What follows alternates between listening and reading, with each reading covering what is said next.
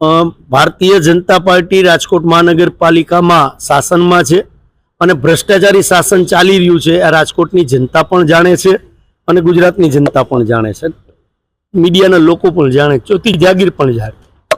જ્યારે તમારે લોકોના હમદર્દ બનવાનું હોય એ હમદર્દ બનવાનું ભૂલી, માનવતા ભૂલી અને ભ્રષ્ટાચાર કઈ રીતે થાય એ કામ ભારતીય જનતા પાર્ટીના કહેવાથી રાજકોટ મહાનગરપાલિકાના કર્મચારીઓએ કરેલું છે. કારણ કે પાણીના બિલની વાત જ નથી આવતી. જ્યારે ડિમોલેશન કરતા હતા, જેમના મકાનો તૂટતા હતા, એ કર્મચારીઓને એના ઘરના ગોળાનું પાણી પાતા હતા. એ માનવતા કહેવાય કે લોકો મકાન તોડવા ગયા હતા, એક સાઈડ આંસુઓથી રડતા હતા, છતાં પણ એ પાણી પાતા હતા. તો પાણીના બિલનો કોઈ પ્રશ્ન નથી, પણ મોટો ભ્રષ્ટાચાર કઈ રીતે કરવો એ ભ્રષ્ટાચારના માધ્યમ રૂપ આજે પાણીનું બિલ મૂકેલું છે, સ્પષ્ટ જણાઈ આવે છે.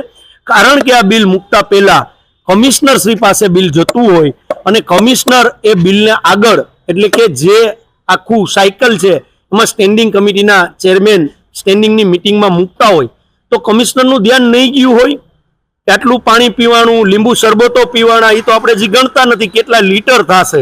તો આ લોકોની ઓજરી કઈ રીતે આપણે ગણવી કે કેટલા લીટર પાણી અને લીંબુ અને ચા પી શકતા હશે. કદાચ આનો રેકોર્ડ બનાવીએ આપણે તો ગિનિસ બુકમાં પણ નામ આવે કે મારા રાજકોટના કર્મચારીઓ જાજુ પાણી પી શકે છે, જાજુ લીંબુ પાણી પી શકે છે અને જાજુ એવું ચા પી શકે છે.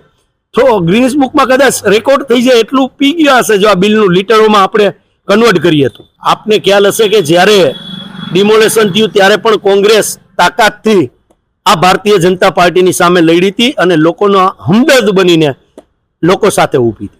અત્યારે પણ અમારી આજ સ્પષ્ટ માંગ છે. અમે કમિશનરશ્રીને જણાવવા માંગીએ છીએ કે આ બિલ જેમનું બનાવ્યું એમાં તમારા કોર્પોરેશનના કર્મચારીઓ કેટલા હતા, પોલીસ કર્મચારીઓ કેટલા હતા અને તમે કોન્ટ્રાક્ટ બેઝ જેસીબી, ટ્રેક્ટરો કે ડમ્પરો એ કેટલા હતા, એ લિસ્ટ અમને આપો, ચોથી જાગીરને આપો અને રાજકોટની જનતાને ખ્યાલ આવે કે કેટલા માણસો કામ કરી રહ્યા હતા અને કેટલું તમે બિલ મૂક્યું છે. દૂધ અને દૂધ ચોખ્ખે ચોખ્ખું તમને ખ્યાલ આવી જશે. તમે જે ચા 25 રૂપિયાની મંગાવતા હતા તો કેટલા લોકોએ ચા પીધી, ઠંડુ પીધા પછી તરત ચા પીધી, પછી માથે પાણી પીધું. કંઈક તો માણસની બોડી જે રીતે લઈ શકતી હોય ખોરાક કે પ્રવાહી, તો એની કંઈક લિમિટેશન તો હોય ને. તો એ બધું અમે માગવાના છીએ અને રાજકોટની જનતાનો ટેક્સ અને પરસેવાનો પૈસો અમે ભ્રષ્ટાચારી શાસનની અંદર ખોટો ન વેડફાય એના માટે પૂરેપૂરી તકેદારી રાખવાના છે.